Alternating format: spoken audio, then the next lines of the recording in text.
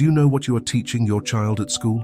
Mathematics class, geography, grammar, or something that goes far beyond that, something you may haven't even authorized? The debate on gender ideology in schools is one of the most heated today. For some, it is an important step towards a more inclusive education that respects differences and protects children LGBT. For others, it is a clear attempt to indoctrinate, confuse, and sexualize children early on. But after all, what? Is this gender ideology? Does it really exist, or is it a term created to scare parents? Are we talking about respect for diversity, or a hidden agenda behind beautiful speeches? What's more, who decides what a child should learn about identity, sexuality, and body? The school, the state, or the parents? It is impossible to touch this subject without disturbing someone, and that is precisely why he needs to be discussed seriously, with courage, data, and arguments. Today we will expose both sides of this controversy. Let's show what is really happening inside schools and what they say is happening. And in the end, the decision is yours. Are we teaching tolerance or implementing ideology? Get ready to get out of the comfort zone. Because in this video, the controversy is mandatory, class. The term gender ideology has become one of the most controversial in educational policy in recent decades. But first of all, it is necessary to understand what it means, or rather, what they say it means. From a technical point of view, the concept refers to the idea that gender, that is, defines someone as man, woman, or other identity, is not only determined by biological sex, but also by social, psychological, and cultural factors. It is a distinction that has been studied for decades by sociologists, psychologists, and philosophers, especially from the second half of the 20th century. However, what began as an academic discussion became an ideological war. For critics, gender ideology is an attempt to deconstruct biology, undermine traditional values, and directly interfere with children's formation. For advocates, it is a construction invented by conservative groups to attack inclusion policies, especially those involving the LGBT. The debate has gained strength in several countries. In Sweden, the educational system promotes early gender neutrality in the classroom. Children's books avoid pronouns like it or it and use neutral terms such as hen. The goal: reduce gender stereotypes and allow children to choose who they want to be. In the United States, states such as California, New York, and Oregon have adopted guidelines that encourage gender identity and sexual diversity teaching from the early school years. On the other hand, states such as Florida and Texas have passed laws to ban this type of content, claiming that he sexualizes children early and interferes with parents' authority.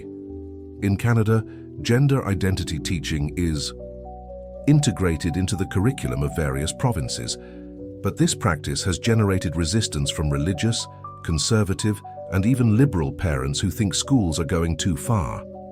Protests in front of schools and lawsuits have been growing in recent years. In Germany, educational policies include guidance on gender identity, but with clear limits. The approach is often more focused on tolerance and respect, without necessarily questioning the role of biology explicitly. Meanwhile, in Latin America, the theme also spreads. Colombia, Argentina, and Uruguay have already implemented programs that deal with gender and sexual diversity in public schools. In Mexico, parents and civil organizations have filed actions against this type of content, arguing that he hurts religious principles and the right to family moral education. Even in countries considered neutral or moderate, such as Portugal or Japan, the simple debate on gender identity in the school curriculum generates tension and polarization. In many places, the subject became an electoral agenda, dividing not only politicians, but whole families.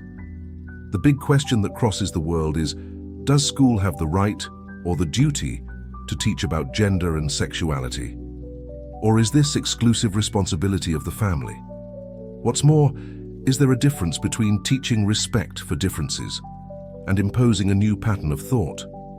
Behind these questions is a larger battle. Who should shape the worldview of new generations?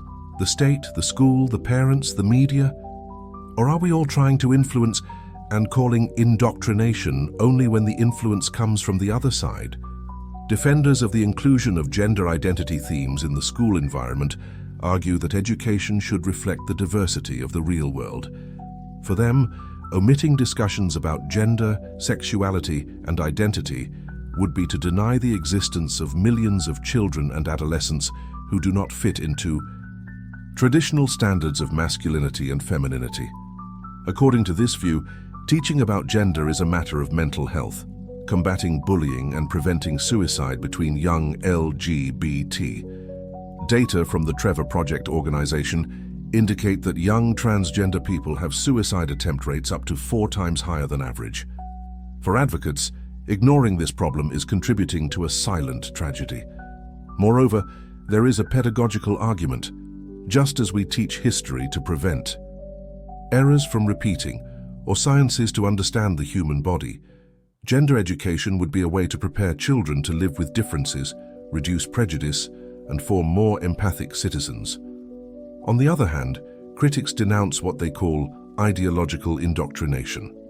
They do not necessarily oppose respect for differences, but to what they see as an attempt to deconstruct biological concepts and impose a unique view on complex issues.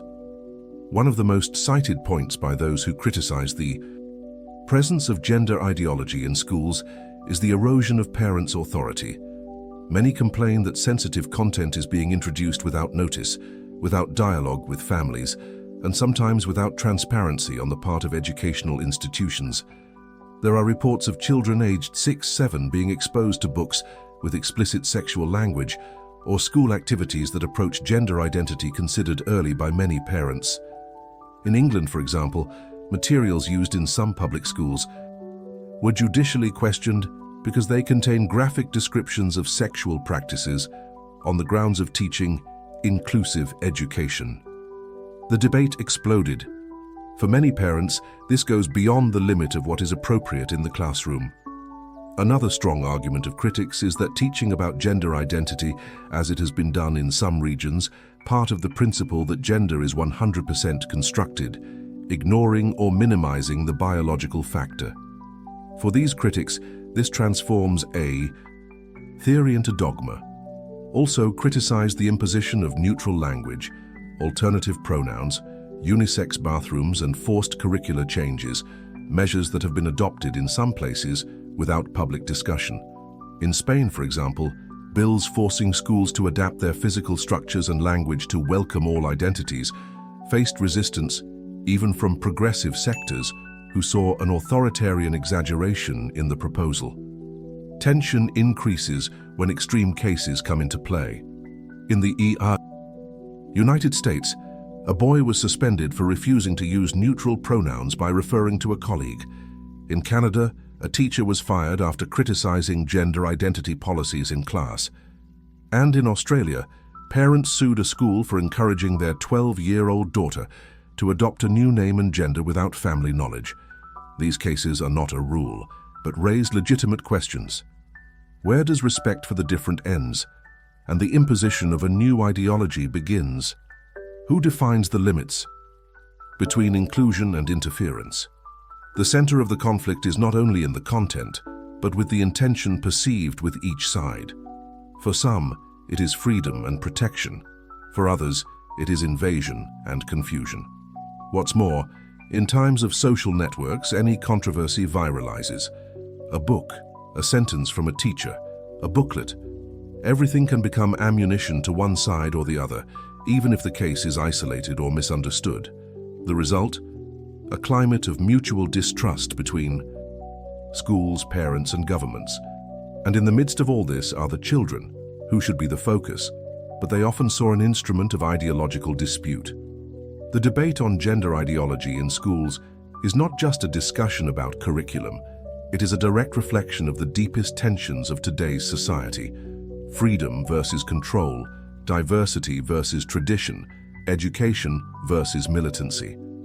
And at the center of this dispute is a question that no side could answer definitively. What is the real role of the school in the formation of children? Should the school only teach traditional academic content? Or does it also have a duty to form conscious, critical, and sensitive citizens for human diversity?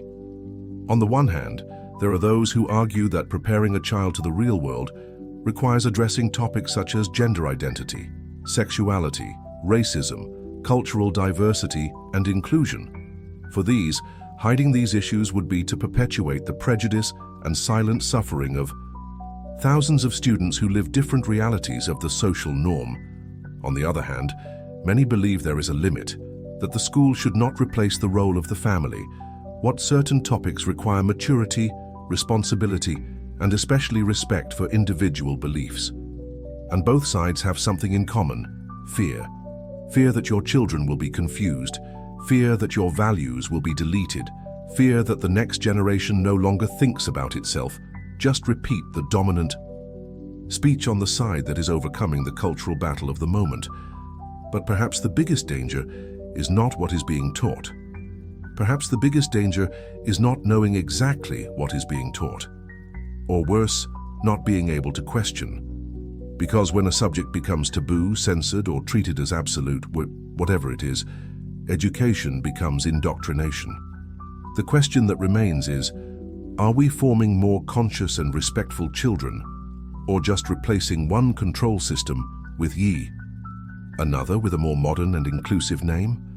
The only way to answer this is with transparency, dialogue, and courage to face discomfort. Educating was never an easy task, but when education becomes ideological battlefield, everyone loses. The child loses clarity, the teacher loses freedom, parents lose confidence, and society loses a chance to build a more balanced future. Now it's with you. What is your limit? Do you believe that the school should teach about gender identity, or do you think this role is exclusively from the family? Comment down here. We want to hear all sides, without censorship, without filter. If this video made you reflect, leave the like, share it with someone who needs to get into this debate, and subscribe to the channel.